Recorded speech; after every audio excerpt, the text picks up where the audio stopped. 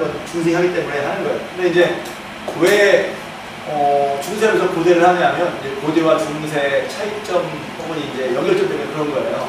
그걸 염두에 두고 얘기할 텐데, 먼저 고대는 이제 비교적 이제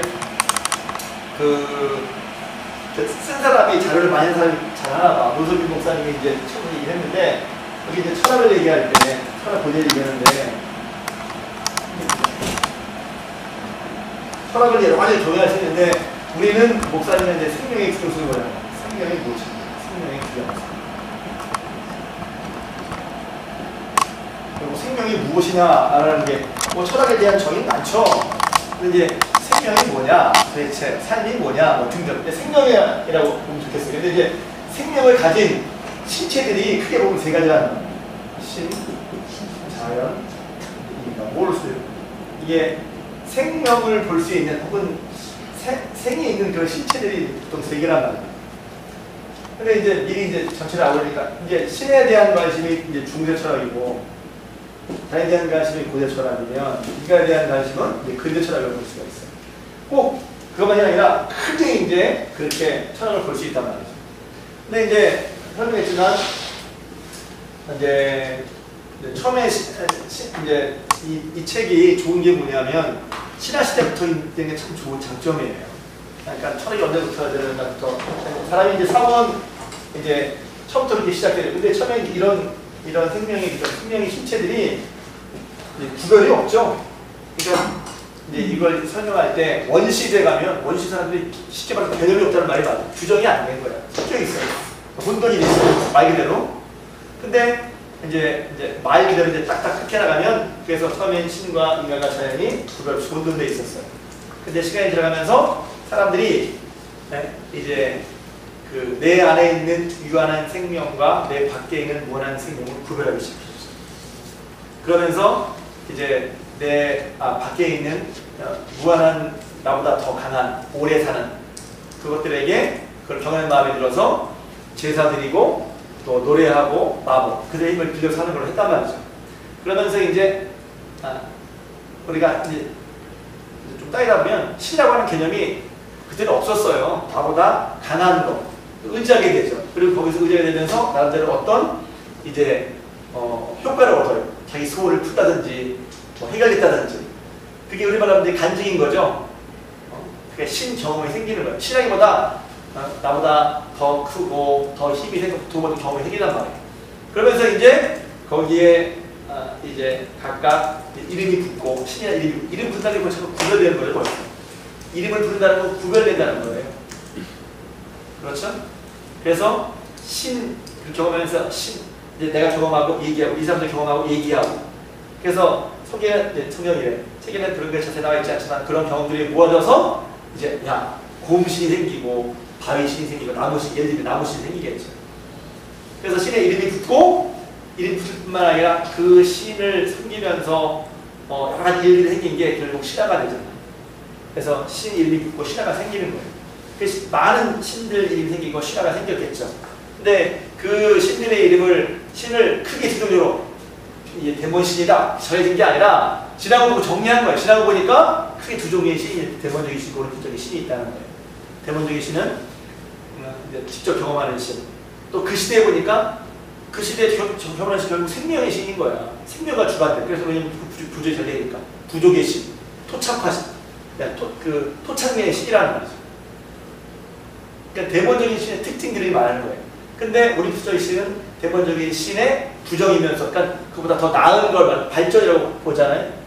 근데 그럼 대본적인 신이 직접 책임의 신이라면 제가 이제 과정 설명했으니까 다 아는데 그런 신을 계속 경험하다 보니까 이제는 누가 말하지 않아도 그 신 이름을 부르면 그거 신이야 라고 되는 과정이 생긴다는 거죠. 오랜 시간이 거쳐서. 그러니까 거기는 이제 직접 경험하지 않아도 신이라고 하는 합리성과 객관성을 확보하게 되는 거예요. 시간이 지나면서. 그 신은 불사의 신. 그리고 이제 그 신의 추이를 보면 처음에 대표적인 신들은 다 지역적인 신이 아니겠어요?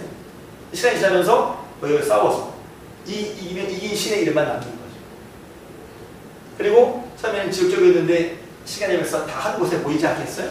도시의 신이 된다는 게 뭐냐면 지역식 도시는 뭐지? 그래서 지역적인 신이었다가 이제 지역과 상관없이 많은 사람이 모실 때도 신으로 인정받는 신. 그렇게 된다는 거죠. 그게 이제 올림픽적인 신이라고 하는 것이다. 승리의 신, 불사의 신, 직접 만나지 않아도 이미 신이라고 인정받는 객관성 한수를 확보한 신. 그렇게 누가 만든 거 아니라 시간이 지나면서 그렇게 신이라는 개념이 사람 마음속에 머릿속에 이제 박힌 거란 말이죠. 일부러 만든 것도 아니죠. 만들었단 말이 우리 기독교적인 개념에서 만들었단 말인데 철학적으로는 그런 말보다 사람들이 경험하면서 그렇게 생각이 되어졌다는 말이 맞습니다. 사실은 자연스럽죠. 그래서 그걸 정리해보니까 두 종류의 신이 있었고 대모신, 올림픽적인 신이 있었다. 그렇게 볼 수가 있죠. 근데 이 올림픽적인 신을 보니까 그 다음에 얘기를 하는 거예요. 이제 그러니까 신들인데 신이라면 사람과 달라야 되는데 이 올림픽적인 신들은 이제 인간이 여러 신성들, 인간한테 투사했단 말이에요. 그러니까 사람들 마음 가운데 야 정말 신적인 것이 뭐냐? 신을 신되게 하는 거, 신적인 거. 그러면 인간적인 걸 빼야 되잖아요. 그게 정말 신적인 걸 구하는 게 아니겠어요? 신을 신되게 하는. 그러니까 이런 사고를 했다는 게 놀랐다는 거예요. 사람들은 그런 개념이 생겼어. 그냥 신을 섬기다가 신이 많아졌어. 그럼 정말 신을 신되게 하는 게 뭐지? 이런 게 쉽게 말하면 로고스적 사유고, 처음에는 신을 신되게 하는 건 근원적인 신을 찾는 거죠. 신이 많은데 신을 신되게 하는 게 뭐예요? 그 근원적인 거, 신적인 거, 인간적인 거 포함되지 않는 거. 그건 뭐냐면 그 앞서서 뭡니까? 나보다 더 뛰어난 강한 것을 찾는 것부터 시작돼가지고 이제는 신 중에서도 신적인 걸 찾는 그런 사유가 있다. 로고스적 사유. 로고스적 사유가 그래서 중요한 거예요. 그래서 로고스적 사유가 나중에 진리 탐구와 똑같은 거예요. 처음에는 로고스적 사유는 신적인 걸 찾기 위해 했는데 그게 그런 사유가 뭐가 더 진리냐 하나를 찾는 게 있다는 거죠.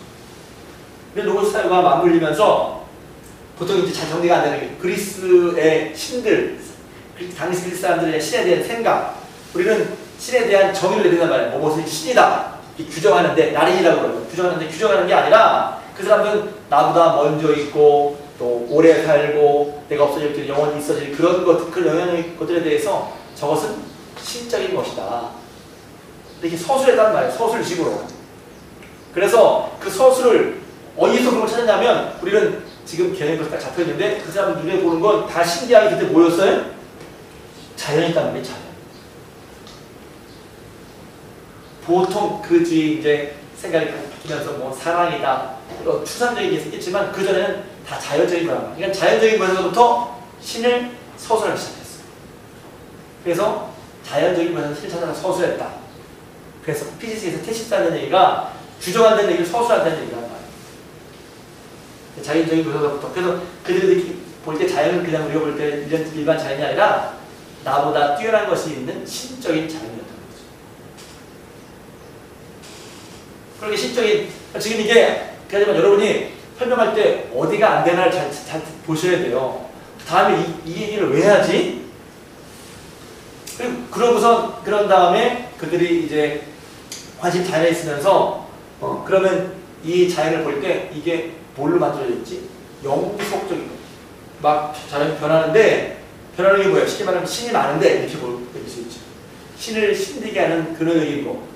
일자를 찾는 거예요. 일자. 일단 그 속에서 생성 변하는 세상에 그 배우에 변하지 않는 한 가지 영원한 게 뭐냐? 이것을 찾는 게 고대철학의 시작인 거예요. 그래서 이제 여기서 이제 쭉 되는데 안 썼는데 이제 일자를 찾게 되는 거예요. 일자를 찾는 거예요. 근데 일자를 어디서 찾아요? 자연에서 찾는 거예요. 자연에서. 그게 쉽게 말하면 자연의 신을 보면서 이 모든 것을 신되게 하는 것이 뭐냐 이렇게 볼 수도 있고, 이 자연물 중에 가장 근원적인 게 뭐냐 이런 걸 볼 수 있어요. 일자 찾는 거예요. 근원적인 걸 보는 거예요. 근데 근원적인 걸 볼 때 소재면에서 근원적인 게 뭐냐? 뭘로 만들어진 이상이에요. 근데 구조물을 봐요. 다 일자 찾는 거야.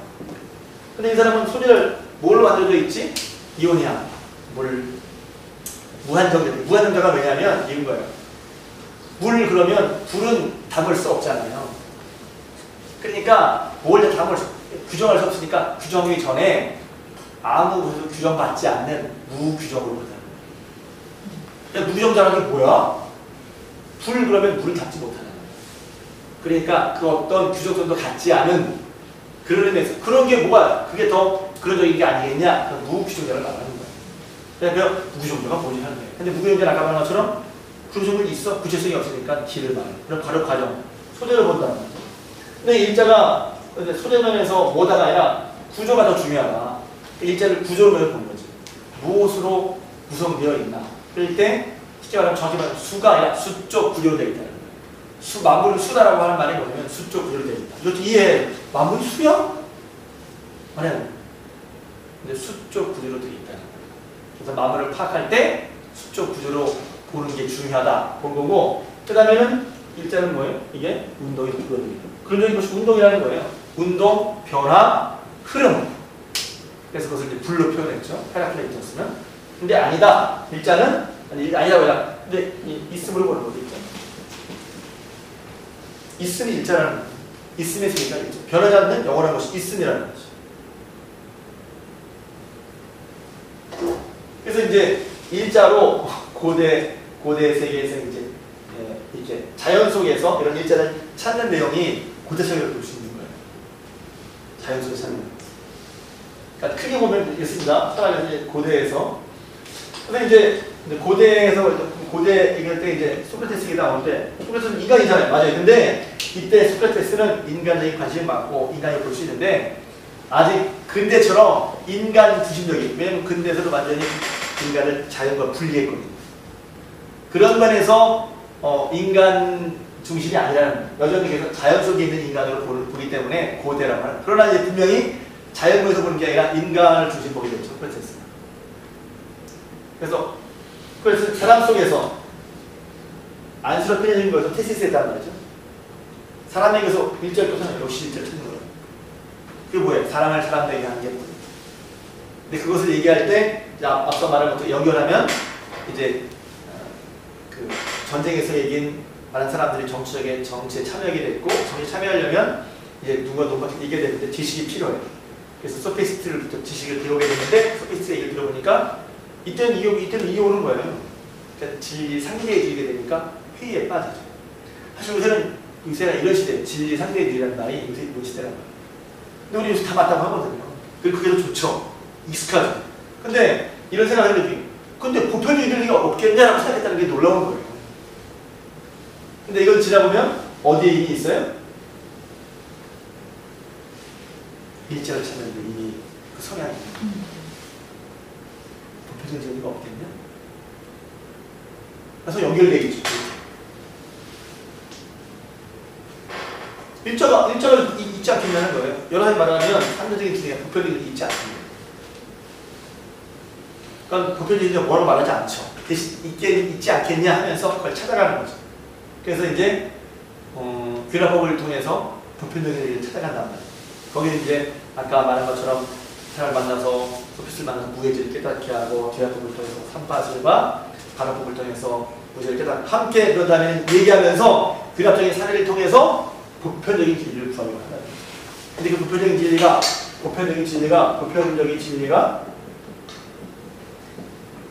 다른 말로 이 일자인데, 일자를 어디서 찾아요? 소크라테스는 자연이 아니라 사람의 자연. 그런 데서 윤리적이 된다는 거예요. 그러니까 소크라테스가 뭐 상관없지만 윤리하자 이렇게 된 게 아니라 우리 윤리적이자 이렇게 한 게 아니라 사람의 관심에 쏠려졌는데 사람다운 건 뭐냐? 결국 이게 윤리적인 문제로 귀결을 얘기하는 거예요. 사람의 사람다고 그러면 에르곤 사람의 일을 알아. 의자의 기능을 알아야 의자를 바로 만드는 것처럼 사람이라면 사람의 기능을 바로 알아야지. 에르곤을 알게 될 때 아래 때 능하고 다음 그게 덕스러운 삶을 할 수 있다는 거예요.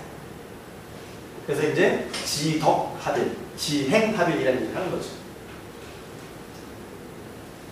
그럼 이제 플라톤은 뭡니까?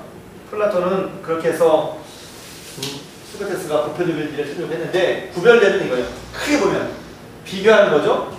플라톤은 이제 사람이 찾았던 그런 일자를 전체로 확대하는 거죠. 전 세계적으로 모든 것을 확대하는 거예요.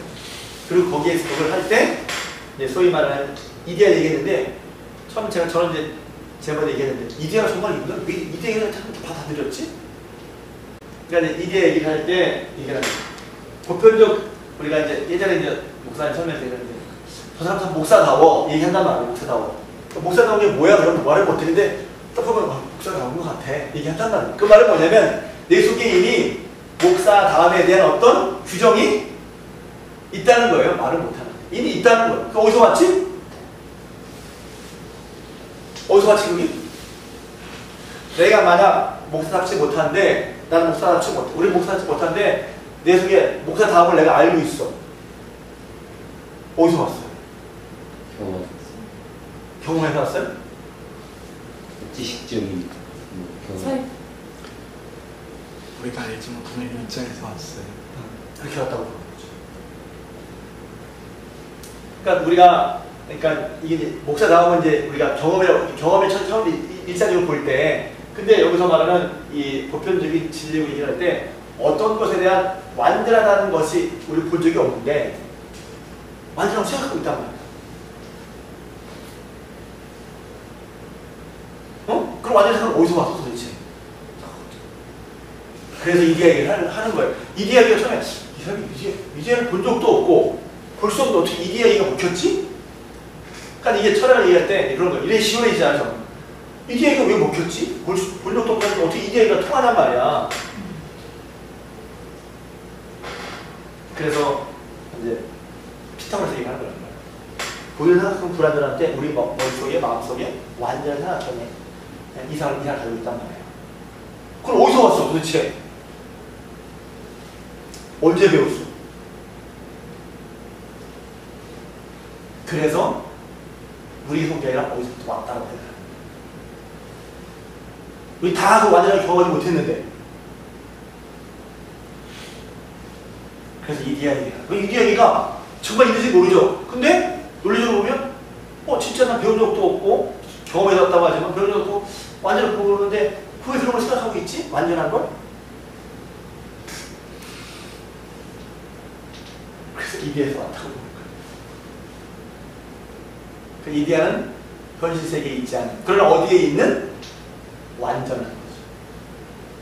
이디아는. 그러니까 그럼 이디아가 있어요 없어? 보편적 진리 있다. 근데 현상이 이게 현상계죠. 현상세계. 근데 이데아가 현상계, 정확히 말하면 논리적으로 이데아가 현상에 설명하면서 플라톤은 여기 말씀하시는 건데 이원론이죠.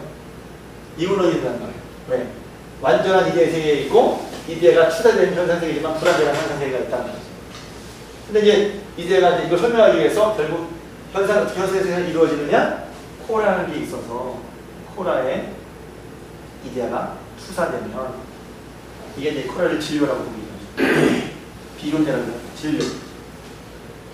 투사돼서 현상세계가 이루어진다는 거예요. 근데 이제 뒤에 이제 설명인 거죠. 플라톤의 설명. 근데 설명이 나오려면 왜 이렇게 소크라테스 플라톤이 왜 처음에 이데아로 얘기를 하는데 어떻게 나오는지를 여러분이 계속 논리적으로 이렇게 갖고 있어야 된단 말이에요. 그래서 이데아는 다 알죠. 플라톤 이데아는 다 알죠. 현상세계 다 알잖아요. 근데 그걸 설명하면서 코라의 이데아가 투사되었을 때 곧 투사되어서 현상세계가 만들어지니까 이데아가 현상세계에 분리되어 있다는 것이죠. 그러나 현상세계는 완전하지 않아. 세계는 불완전해. 그게 이제 플라톤의 이유. 현상세계를 표현하고 완전한 이데아의 세계가 있다는 거예요. 그러니 불완전한 현상계는 완전한 이데아의 세계를 가려고 애쓴다는 거지. 이게 이제 플라톤의 이원론이죠. 딱 가다진 거 이때부터 대단한 거죠. 이원론. 현상은 불완전. 그리고 이것을 이제 중세처럼 연결해보면 이것을 가지고 이제 교부들, 어거스틴 이런 사람들이 세상 불완전. 하나님 나라를 완전하다. 하나님 나라 완전히 가려고 애써야 된다. 이렇게 해서 이원론적인 얘기를 한단 말이죠. 자, 그래서 메리스토텔레스. 그래서 이제 이렇게 이디아 얘기를 했는데, 그러면 이디아가 이제 코라에 추가되어서 현상계에 만들었는데, 현상세계. 현상 세계에 많은 사물들이 있는데 그걸 보다 보니까 이데아만 단순히 말해서 설명이 안 된다는 거예요. 거기에는 삼각형의 이데아, 정삼각형의 이데아, 선의 이데아, 뭐 여러 가지 이데아가 왔는데 그럼 그 수많은 이데아의 종류들을 이제 이렇게 정리하는 거죠. 쉽게 말하면 범주를 만들고 그 다음에 이데아가 멀리 있는 게 아니라 보니까 멀리서 본 게 아니라 그러니까 이데아가 아니라 형상은 그러니까 온전한 일자는 현상 세계 속에 있다고 보는 거죠. 정말 어떤지는 몰라요. 근데 그런 설명이 훨씬 더 맞다는 거예요.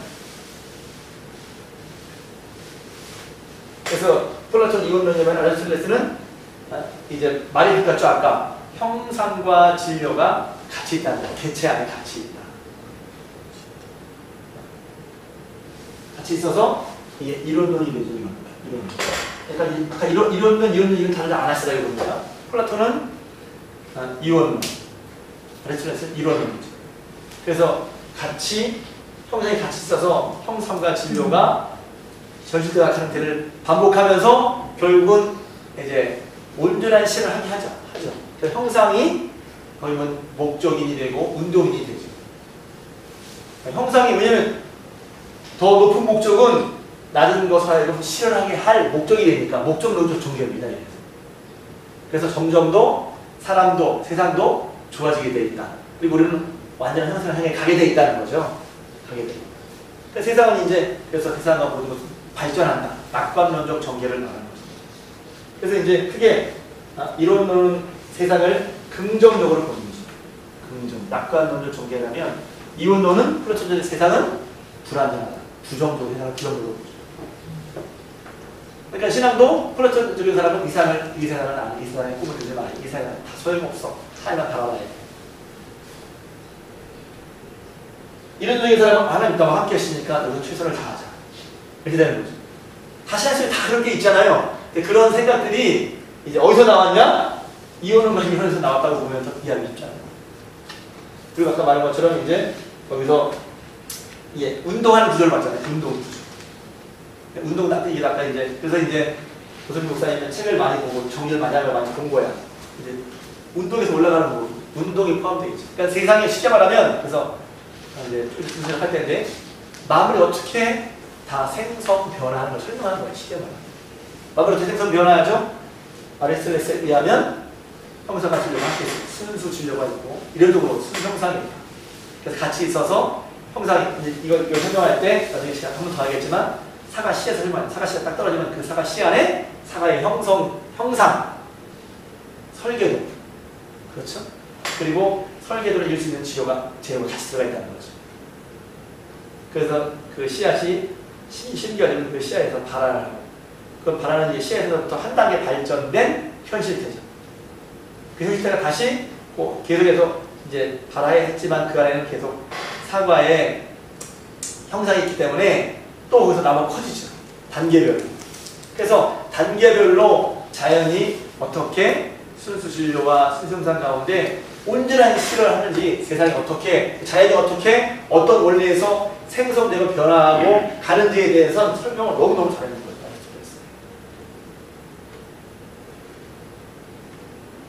정말 그런지는 몰라요. 다시 말하자면 설명을 너무 기가 막히겠어.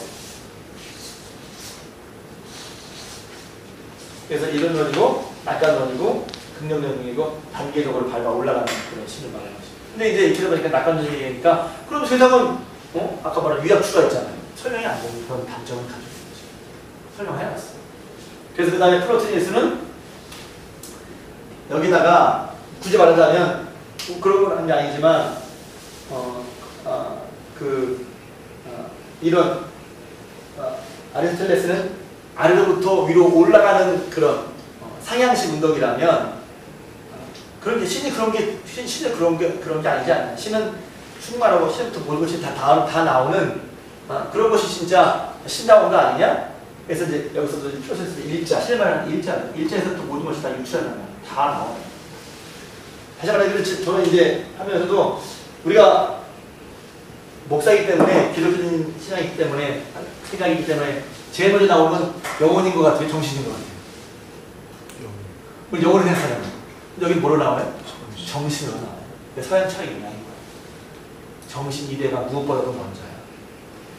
있음, 정신이 먼저야. 정신에서 영혼, 영혼에서 자연 이렇게 유출되다가 봤어요. 그 순서가 우린 영혼을 먼저 보는데 정신이 먼저. 이데아를 일자, 이데아, 정신. 그러니까 프로테스트가 정리한 건 순서를. 근데 여기서 이제 중요한 건 뭐냐면 여기서는 이제 이론이고 위에서 아래서부터 위로 가는 운동이고 의지를 쓸 새가 없어요.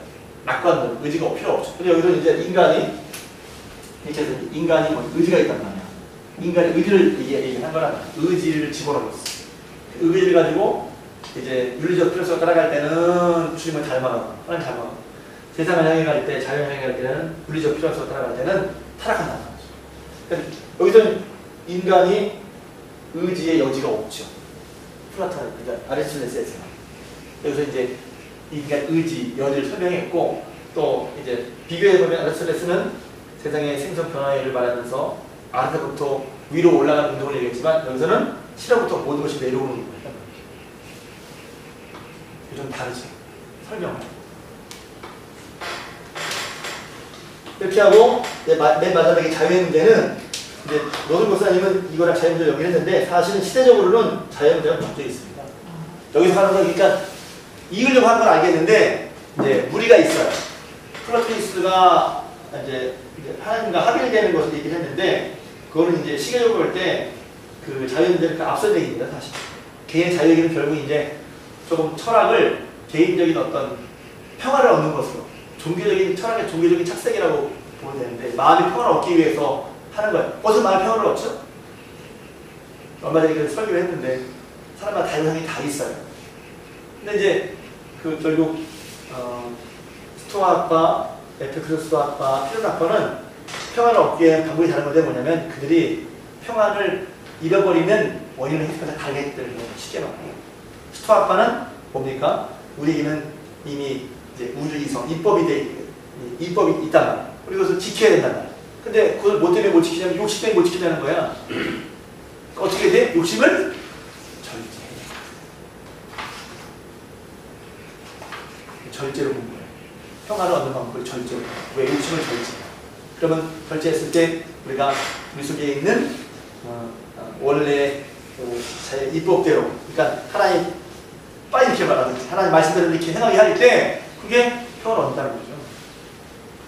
그리고 에피쿠로스 말로 쾌락주의. 이것은 뭐냐면 사람이 평화를 못한 건 하고 싶은 건 부스러워. 여기서 이제 하고 싶다는 게 쾌락주의, 무슨 육체의 타락이 아니라 모든 사람이 어떤 걸 이뤄야 이제 평화를 얻는데 못 이루니까 한다는 거죠.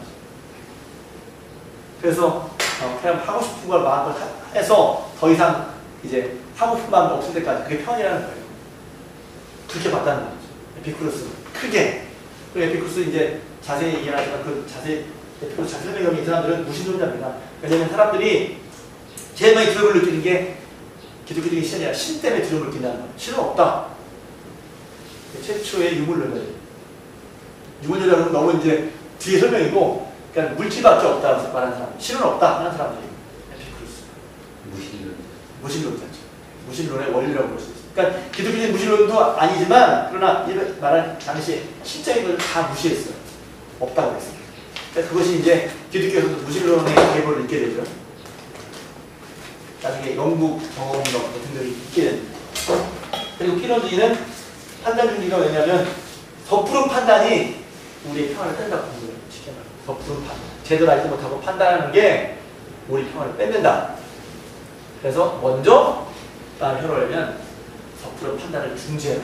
아마 판단에 말하는 얘기가 섣부른 판단, 잘못된 판단. 더 깊이 얘기할 수 있지만 이렇게 해서 된 거란 말이죠. 그래서 이제 고대는 전체적으로 고대 철학은 이제 신에 대한 관심이라는 거죠. 신에 대한 관심. 이게 전체적으로 사람 얘기도 했고 평안 얘기도 했지만 결국은 이제 사람도 사람으로 특징 뭐다? 자연에 속한 사람이라고 보는 게 좋겠죠. 아직 완전히 구별돼. 근데 완전히 구별되죠. 인간과 자연 완전히 구별됩니다.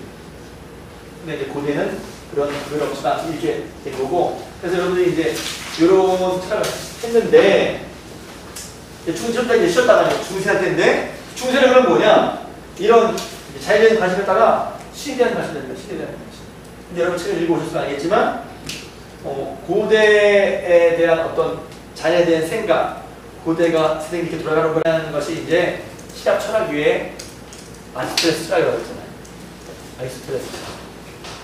그러니까 세상이 뭐예요? 결국 이제 아까 말한 여기서 이제 형상 같은 경우는 이제 순수 형상의 신이라고 봤죠. 신, 기독교적인 신이 아니라 자연 속에 있으면서 자연을 움직이고, 그렇죠? 모든 것을 이제 돌아가게 하는 그런 제1원인, 구동의 동작, 그게 이제 아리스토텔레스의 순수 형상, 그 신이라고 하는 거죠.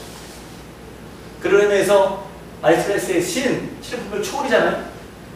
내재해 있지만 신이니까 다른 것과 구별되는 초월이잖아요. 신이니까. 같이 있는 거죠. 근데 그런 초월을 얘기했는데 그 신은 결국 자연 안에 있다는 거예요. 그래서 내재적인 신이죠. 근데 그런 이제 신학 철학적인 그런 사고방식과 중세 기독교적인 유대교의 하나님이 창조의 하나님이 만나다 말이에요. 근데 그게 이제 중세 철학이 있는 것입니다. 여기까지 고대 개각을 했어요. 여러분 한번 좀 다르고 이제 저는 중간중간 이제 정리하는 것 좀 말씀드렸는데 혹시 질문하시죠. 그 학문에서 이데아가 코라에게 투사를 해야만 형상세계가 그렇죠. 거예요? 그러니까 코라는 진료 같은 거예요. 비유, 아무것도 있지 않은 거죠.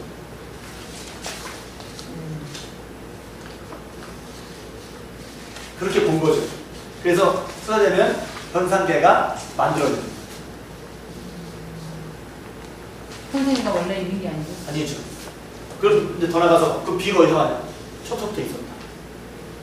그렇죠. 비유가 어디부터 왔냐? 우리는 이제 희랍착은 항존성이잖아요. 원래부터 있었다는 거죠. 근데 따져보니까 어떻게 그렇게 있었지? 이데아도 처음부터 있었고 현상계도 코라도 처음부터 있었다는 거예요. 이데아가 현상계에서 어떻게 투사되는지도 말을 안 해요. 그렇다고 설명은 없습니다. 그냥 시비적으로 코라에 들어갔다는 거예요. 그래서 현상계가 만들어졌다는 거죠. 그렇게 설명을 하죠. 아리스토텔레스에게 있어서는 진료는 원래 있는 거고? 둘 다 원래 같이 있는 거죠. 누가 만든 게 아니에요. 처음부터 만들었다는 개념이 없어요. 창조의 개념이 없어요. 그러니까 아리스토텔에게 있어서. 그럼 똑같죠. 다 마찬가지죠. 플라톤이랑 둘 다 이런 철학자니까 어디서부터 만들어서 누가 보냈던 게 없어요. 처음부터 다 같이 있었던 거라고 보는 거죠. 그걸 본 적이 없잖아요, 그 사람들이. 그러니까 이게 이런 왜 재밌냐면 기독교는 못 봤지만 하나님께서 창조했다는 말이 있잖아요. 우리가 믿는데 그 사람들은 뭐예요? 있는 그대로 보는 대로 생각하는 거예요. 그러니까 보는 게 있으니까 이게 없었다고 생각을 못하죠. 안 하는 거죠. 항존성으로 여기는 거야. 어렸을 때 있었어. 진료도 있었고 항상도 있었어. 그래서 선생님이 이렇게 만들어졌어. 이렇게 보는 거죠. 어떻게 헷갈렸어요. 현상세계를 코라라고 부르는데 다릅니다. 이데아가 코라에 진료에 투사돼서 현상세계가 만들어지는 거예요. 그러니까 코라는 현상세계의 재료 같은 거라고 볼 수가 있겠죠. 코라 자체가 현상세계가 아니에요. 책을 보시면 나와 있습니다.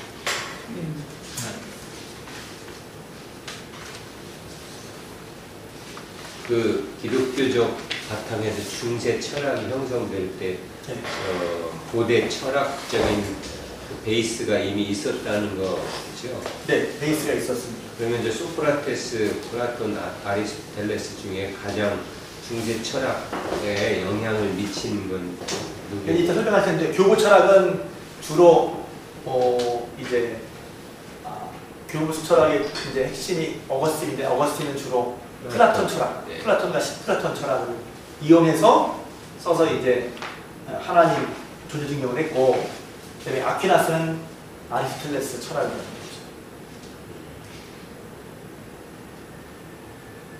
중세 철학사를 보면 다 그 얘기입니다. 그러니까 되게 방대하고 내용이 굉장히 많죠. 근데 이제 우리가 철학자가 전문적으로 철학을 하는 사람이 아니기 때문에 하는 건데 결국은 그래서 이제 쉽게 큰 틀로 보자면 어거스틴은 플라톤 철학을 이용해서 써서 이미 믿고 있는 사람들에게, 이미 신앙 있는 사람들에게 하나님을 증거했고, 이제 아퀴나스는 이제 자연으로부터 시작해서, 그러니까 이성과 상식을 가지고 있는 것으로 시작해서 점점 거슬러 단계적 연관을 거쳐서 여기 하나님 계신 거다라고 하는 그런 식의 철학, 단계적 연관을 통해서 아리스토텔레스를 통해 하나님을 증명해, 하나님 존재를 증명해 주는 거죠.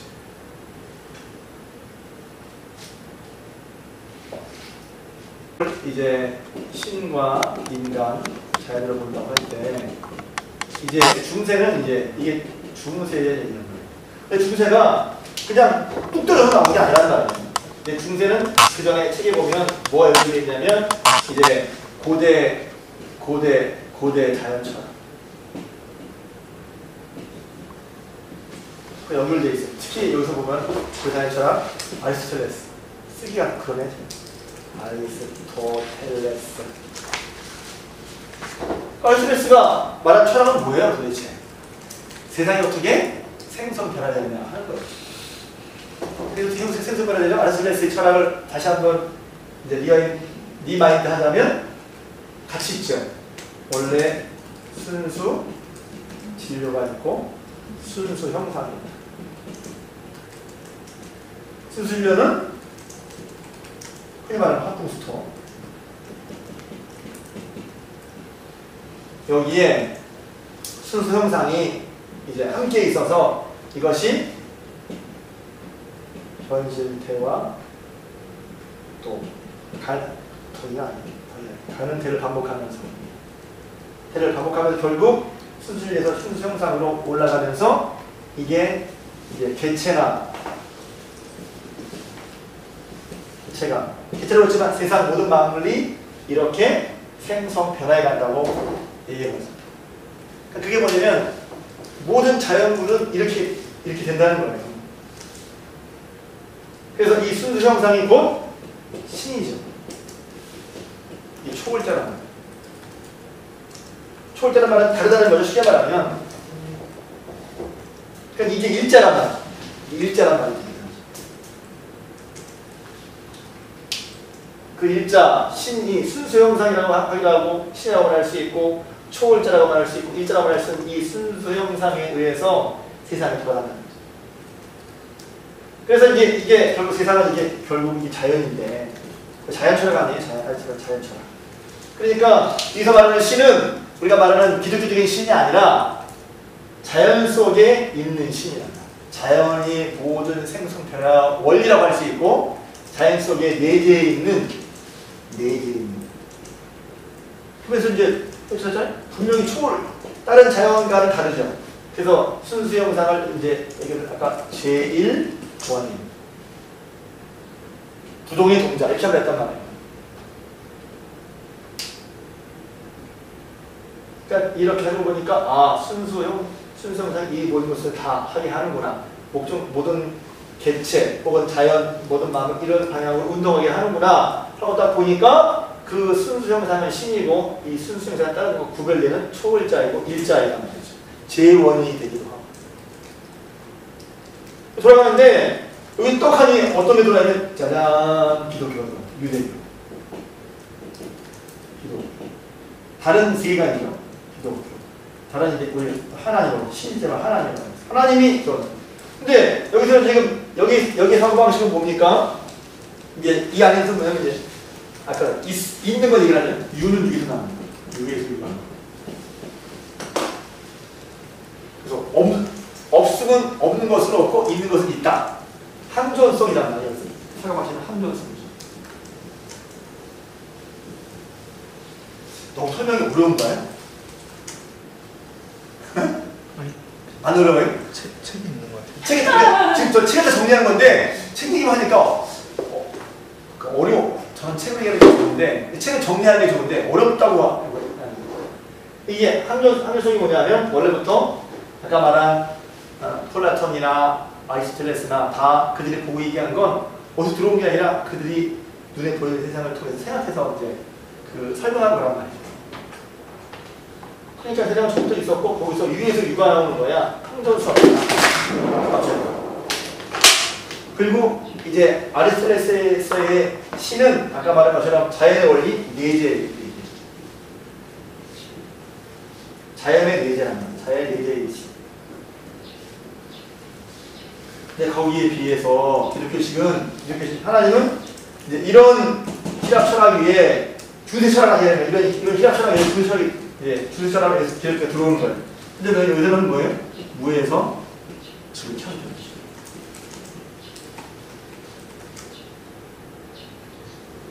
여기서 이게 자연적이라면 하나님은 인격적이죠. 인격적이라는 게 뭐예요? 여기는 사람이 없었잖아요. 다 자연이었잖아요. 자연. 근데 하나님께서 사랑하시고 만드시고 주체가 되신단 말이에요. 그러니까 인격적이죠. 인격적이란 말이 그런 이 인격적인 차이가 있나? 여기서 자연적이죠. 누가 만들어서 자연 스스로에서 나온 거라면 이건 누가 만들었다면 인격적이란 말이에요. 그리고 이건 자연 속에 내재되어 있지만 여기서 하나님은 자연을 초월했잖아요.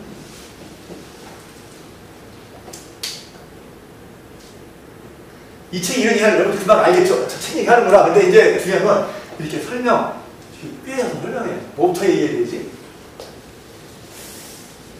그런데 이제 이게 그럼 이거랑 서로 안 맞는 거잖아요. 안 맞는 거잖아. 근데 이걸 서로 잇는 게 뭐냐면 중세철학이야. 어떻게 이어지지? 네? 여기서 얘기했잖아. 뭐 얘기해봐. 어떻게 이어져? 플라톤? 플라톤 얘기 나오지도 않잖아. 책에서.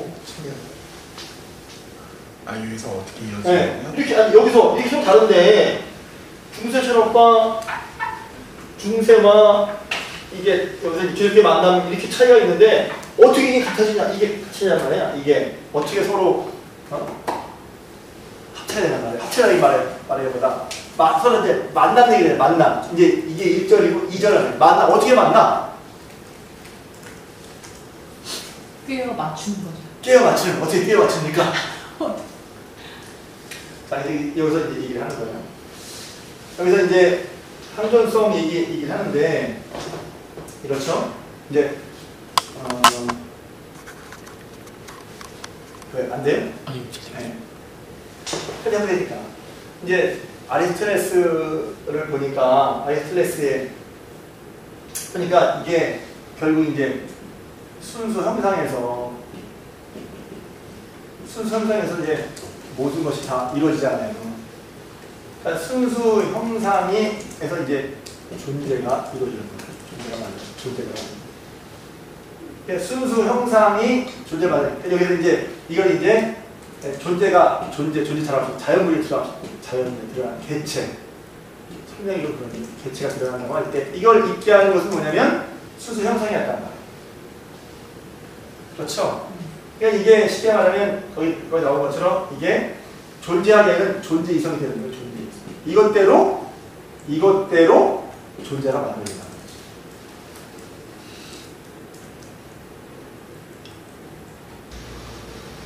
그러니까 이걸 다뤄보려면 이게 되게 하는 형이산학적 이성. 형이산학적 이성이야. 이성이란 말이 좀 갑자기 왜 어려운데 쉽게 말하면 이 말이 이거예요. 순수 형상에 의해서 존재가 만들어진단 말이에요. 그러니까 순수 형상이라는 뭐냐면 아까 말한 설계도, 형상 그런 게 있잖아요. 그거대로 존재가 된단 말이에요. 그러면 존재라고 되기 전에는 뭐냐면 이런 설계자 같은 형이산학적인 존재 이전에 형이산학적인 이성이 있어야 형이산학적인 설계도에 따라서 존재가 만들어진단 말이에요. 이렇게. 그리고 이 존재는 결국 뭐예요? 이게 자연이잖아요. 이 설명은 뭐냐면 이해가 되시나요? 혹시? 노선이 목사님 뭐가 이해가 안 돼요? 지금 그 아리스토텔레스의 지금 철학을 말씀하시는 거죠? 네, 그렇죠. 예. 네. 철학인데 형상에서 존재가 되는 건 이해돼요? 형상의 설계도대로 존재가 나오잖아요. 이 진료의 개체. 그렇죠. 그러니까 결국 그게 만드는데 결국 형상의 설계도대로 개체나 모든 것이 만들어진단 말이에요. 그런 걸 책에서 뭐냐면 형이산학적 이성이라고 말하고 있어요. 이성. 근데 여기서 이성은 결국 뭐냐면 이게 존재는 존재 이성. 이렇게 존재 얘기하는 존재 이성이란 말이에요. 이 존재 이성은 곧 자연 이성이란 말이에요. 다시 순수 형상이라는 설계도가 있을 때 그거대로 개체가 존재가 만들어지잖아요. 거기서 형이사적 이성이 있단 말이에요. 그러니까 이게 이성이라는 말 실제 나와서 그런데 근데 그 형이사적 이성은 결국은 개체를 만들기 때문에 이 형이사적 이성대로 존재가 만들어져요. 존재 이성. 근데요, 형상하고 진료, 그 진료는 원래 있었다고 그랬잖아요. 같이 있었죠? 근데 순수 형상대로 진료가 있다고. 진료가 아니라 개체가 만들어지게 됩니다. 여기 이제 굳이 말하자면 여기 이제 진료 같이 있는 거지. 그래서 존재가 만들어진 것은 순수 형상과 순수 진료가 합쳐서 존재가 만든 개체가 만들어진 거잖아요. 이미 그 결과란 말이죠, 이 개체. 그 얘기를 무시하고 뛰어넘는 게 아니라 결국 순수 형상대로 존재가 만들어졌잖아요. 결국 그래 존재자가. 여기서 이해가 안 되면 다시 이해를 시켜야 되는데 그래서 그게 결국 그런 형상이 형이상학적 이성 그 설계도 같은 건 역할을 하고 설계도대로 존재가 만들어지고 존재가 만들어지는 게 자연이라는 거죠. 그래서 쉽게 말하면 형이상학적 존재 이성대로 자연이 만들어진단 말이에요. 네? 근데 이 형이상학적 이성에다가 이렇게 되면 하나님이 죄송합니다. 신적인 기독교적인 신의 개념이 안 들어갔어. 근데 형에서 존재 이성에다가 뭐가 되네? 하나님. 그 전까지 하나님 없이 세상이 돌아갔죠. 근데 하나님 만드셨다며. 그러니까 여기는 뭐예요? 하나님이 형이상학적 존재 이성을 만드신 거야. 저 순수 형상은 이런 모든 과정을 이런 형이상의 존재 이성에 그걸 하나님 하셨다고 보는 거죠. 그러니까 이미 성경은 있었는데 그 성경의 내용을 설명함에 있어서 철학적으로 설명함에 있어서 그 아리스토텔레스의 그런 언어적인 거나 이 설명 원리를 가졌다는 성경 너무 빨리 가지 많이 가시고요. 제가 이야기는요, 아리스토텔레스가 이제 저렇게 얘기를 했잖아요. 순수 형상과 진료가 있는데 진료가 순수 형상과 내재하면 형상이 내재하면서 뭔가 개체가 나오고 네, 그걸 더 줄여서 그래서 결국은 이런 아리스토텔레스가 설명한 것을 보면 그걸 더 줄이면 형이상학적 존재 이성이 개체를 만들었다는 거예요. 예, 그게 아리스토텔의 이론인데 그 이론에 나온 이거 전체를 하나님이 만들었다? 그 형이상적 이성이 바로 하나님이에요. 이런 이성적인 생각에 하나님이 하다는 게 접목이 되는 거예요. 아, 그러니까 저 순수 형이상학적 이성이 하나님이라는 거예요? 그렇죠. 그걸 하나님이 하셨다는 거죠. 아니면 전체가 하나님이 하셨다는 거예요? 그게 애매하지만 네. 결국은 아리스토텔레스가 이제 중세 철학은 뭐냐면 이런 아리스토텔레스의 철학과 하나님의 계시를 붙인 거라는 거예요. 아니, 저는 어때까지 이야기를 저 순수 형상이 하나님이라는 그런 건 줄 알았어요. 하나님을 볼 수 있지. 근데 구별을 해야죠. 왜냐면 순수 형상이 있으면 하나님이 다른 게 왜 뭐라는 이거는 자연을 내재하고 있는 거잖아요. 하나님은 자연을 초월하는 분인데 다르잖아요. 하나님 역할, 시적인 건 맞죠. 아까 초월이라고 봤잖아요. 그러나 그 기독교적인 신의 개념은 다르죠. 이건 자연의 내재에 있고 자연의 원리고 그러나 기독교적인 신은 뭐예요? 자연과 하나님 초월되어 있잖아요. 개념이 너무 다른데 이게 만나는 거예요. 그러면 하나님은 순수 형상이라고도 할 수 있지만 순수 형상도 아니라고도 할 수 있는 거예요. 순수 형상을 만드신 거라고 볼 수 있죠. 그걸 만드신. 근데 말이 목사님 말은 저는 틀린 건 아니야. 왜냐면 신이라고 할 때 제일 원인이니까 모든 움직인다. 우리 쉽게 생각한단 말이야. 근데 구별해야지 사실은. 희락적인 사고방식으로는 아직 하나님 없이 자연 안에 있는 거란 말이야. 자연의 내재에 있는. 근데 기독교의 신을 만났네? 기독교 신은 하나님, 자연적인 신이 아니에요. 인격적인 신이고 초월에 있는 신이란 말이야. 세계관이 다르잖아. 생각이 다르다. 우리는 쉽게 그냥 하나님 역사하시고 하면 편한데 그 전까지는 세상의 생선 변화가 어떻게 내려왔어요? 근데 이번 설명에 뭐가 뭐냐면 그리고 여기 다 맞춰줘. 이런 하나님과 그지만 쉽게 말해 성경과 이런 자연적 그러니까 더 쉽게 말하면 맞는 생각하는데 시간을 못 말해서 성경적인 생성 변화와 자연적인 생성 변화를 맞춰라. 이를 맞춰가는 거지. 그럼 우선 여기 틀리지 않아요? 그래서 이제 이 다음에 뭐라 하냐면 중세 철학의 세 단계가 나오는데 첫째는 그래서 세 단계라기보다 이제 철학과 신학과 이성의 관계, 신학과 이성의 관계를 놓고 세 부류가 나오는데 이제 터툴리안 두 번째는 어거스틴 세 번째는 교구철 스콜라철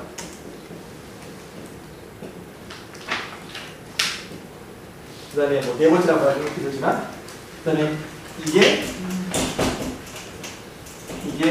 글씨가 진짜 엉망이네. 그 다음에 네 번째는 근대. 그래서 여기서 터툴리안은 뭐냐 아까 얘기했지만 신앙과 이성이 뭔 상관이 아니냐 전혀 상관이 없다. 그러니까 이게 자전거인데 아무튼 어거스틴 뭡니까? 교부철학은 신앙이 먼저고 그리고 철학은 신앙을 설명할 때만 필요하다. 안 맞는 건 버린다. 이거예요. 근데 교부철학, 스콜라철학은 뭡니까? 신앙과 신학이 같다. 다 설명할 수 있다. 신학이 아니지. 철학과 신학. 철학과 신학은 이성과 믿음은 다 설명할 수 있다. 스콜라는 그래서 이성으로 신학 본질 설명할 수 있다. 라고 보는 게 스콜라 철학이에요. 핵심입니다. 그러니까 이성으로 설명할 때 뭐예요? 하나님이 하신 걸 우리가 모르잖아요. 못 봤잖아요. 근데 그것이 어떻게 돌아가느냐? 그리스도 철학을 통해서 설명하는 거예요.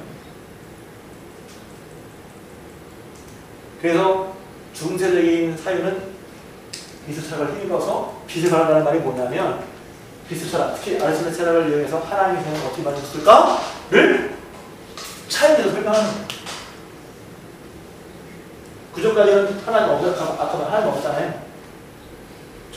형이상 존재 이성이 존재를 만들고 결국 자리를 만들어놨는데 이 존재 이성이 결국은 거기에 하나님이 딱 붙는 거예요.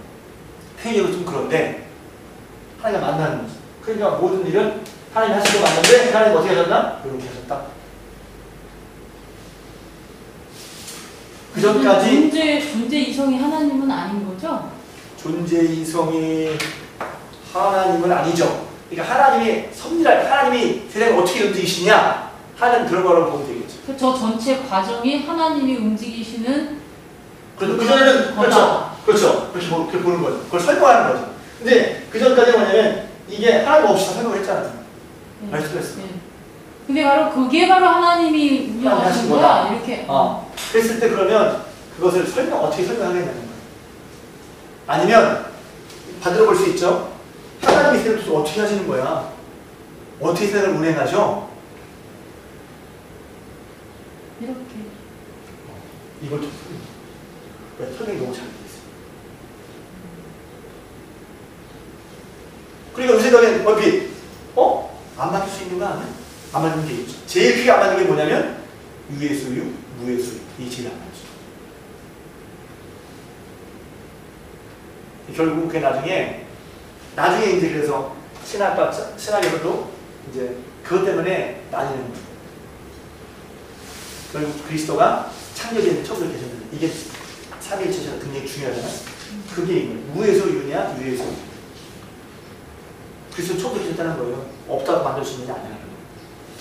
그래서 이제 신론 그리스도가 거기서 달린단 말이에요. 그건 아주 굉장히 복잡한 얘기. 근데 그게 뭐하고 있어요? 철학과 맞는 거예요. 그래서 플라톤의 아리스토텔레스 얘기를 쓰다가 결국은 어디서부터 기독교가 그 받아쓰다가 더 이상 안 되는 지점이 뭐냐면 무의 소유와 유의 소유가 나타나요. 그건 받아들일 수 없어. 저기 그 순수 형상하고 진료가 같이 있으면서 순수 형상이 진료와 진료에게 내재하면서 뭔가 현상 속에 나오는 그 과정이 있잖아요. 내재라는 게 아니라 같이 있다고 보는 거죠. 좀 말을 잘 해야 돼. 같이. 그러니까 쉽게 말하면 여기서 중요한 포인트는 다 헷갈리니까 순수 진료와 순수 형사에 같이 있어서 이제 개체를 처리하는 이 과정보다 순수 형사나 순수 이제 진료가 있어서 그게 개체를 만들었다는 것을 크게 단순하게 보란 말이에요. 지금 여기서는. 그 과정은 이미 설명했잖아. 근데 무에서 유, 유에서 유 그럴 때 저 진료가 네. 있잖아요. 네네. 그렇다면은 무에서 유가 아니잖아요. 유에서 유잖아요. 위에서 유죠. 근데 그러니까 그런 그리스적인 사고 방식이랑 하나님을 만나야 되니까. 근데 차이가 있죠, 그러니까. 그러니까 포인트가 뭐냐면 목사님 이게 서로 만난다는데 그럼 위에서 유로 했다는 얘기는 안 맞죠. 그러니까 여기서 하나님께서 모든 걸 맞았다고 얘기하겠지. 책에는 그런 얘기까지는 안 나오지만 근데 이렇게 신학 철학의 세상의 철학을 설명한 것에다가 하나님이 이 모든 걸 하셨다고 그렇게 한다는 거예요. 그러면 이제 목사님 말씀대로는 하나님 만드셨다 이렇게 볼 수가 있겠죠. 세계는 그렇게 얘기가 나오진 않아. 근데 여기서 이제 말하는 것 중에 이 책에서 말하는 게 중요한 건 뭐냐면 이런 신학 철학과 이런 기독교의 생각이 많다는 거예요. 근데 안 맞는 게 있잖아, 내 생각에도. 그랬을 때 여기서 흐름은 세 가지. 터툴리안처럼 처음에는 생각이 없다 하다가 어거스틴에서 필요한 것만 받아들여요. 신앙을 설명하기 위해서 철학에 맞는 것만 받아들여요. 근데 스콜라처럼 아니야. 신학과 철학을 같다고 해서 어떻게든 모든 걸 다 설명하려고 한단 말이야. 근데 그 설명이 엄청 신학 재미가 설명이 있지 않지만 두 개를 들어보니까 자세히 보면 혀를 내두르고 이게 다 성경이네? 이런 식 정도로 세상의 모토라고 설명하는 거예요. 스콜라처럼. 그러다가 이제 근대는 뭐냐면 이제 그래서 맨 마지막에 배울게 이제 5컵 나오는데 왜냐면 철학과 신앙과 이성은 관계없다. 헤어지는 거예요. 여기서 이제 신앙과 이성, 믿음과 이성이 하나로 보는 거 스콜라 철학이고 근대는 신앙과 이성이 나눠지는 거예요. 그래서 신앙은 교회로, 이성은 대학. 터툴리안하고는 무슨 차이가 있어요? 터툴리안은 이제 그 전부터 신앙 이 사람은 아예 철학 같은 걸 받아들이려 하지 않는 거지. 아, 그쪽은 그냥 아니다 한 거고, 아니다 한 거고. 그러니까 이제 이 유명론의 그 이성과 철학이 다르죠. 이걸 다 거쳐온 거죠, 쉽게 말하면. 똑같은 양상이지만 이 사람은 아예 철학 자체를 배우거나 인정을 하지 않은 거예요, 아예. 근데 여기서는 철학을 다 배우고 해왔는데 결국 그 결론이 뭐냐? 철학으로는 하나님을 알 수가 없다.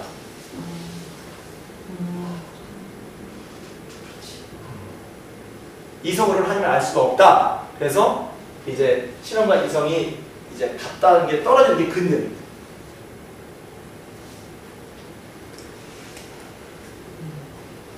그래서 이런 과정에서 이제 시간이 다 됐는데 이런 과정에서 이제 크게 이제 세 줄가 나오잖아요. 이제 보편 얘기도 나오는데 보편 얘기가 나오는데 그래서 보편 의견 얘기할 때 이제 보편 왜 중요한 걸 이제 오늘 중요한 얘기는 아니니까 그런 의견을 통해서 결국 이제 안셀무스 그다음에 그 아퀴나스 그다음에 두스코투스 이런 분 나와 있는데 이 오컴에 이르면서 보편 논쟁의 이런 과정을 통해서 신앙과 이성이 다르다. 이성으로 신앙을 설명할 수 없다. 쉽게 말하면 하나님께서 다 알 수 없다. 이렇게 돼서 결국 이제 스콜라 근대 중세 철학. 왜냐하면 중세 철학은 이렇게 신학 철학을 하나님과 함께 다 설명할 수 있다고 했는데 하나님의 뜻과 이상적으로라는 게 신앙과 이성으로 설명할 수 없다고 딱 결론이 나면서 신앙은 교회로, 이성은 대학으로.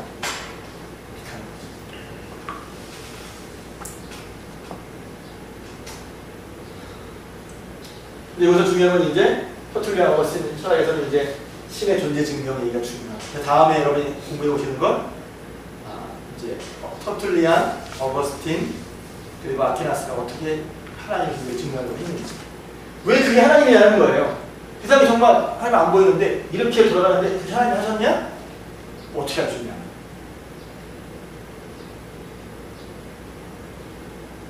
어떻게 하나님 하시면 어떻게 할 수 있어? 그냥 믿어 하면 되는데 중요한 건 설명이잖아요. 신앙에는 설명할 수 있는 부분, 없는 부분이 있죠. 만나야 하는 부분이 있어요. 그럼에도 불구하고 엄청난 설명을 하죠. 그래서 어거스틴은 만난 다음에 하는 얘기고 아퀴나스는 다 설명을 드는 이론이 하나가 있지.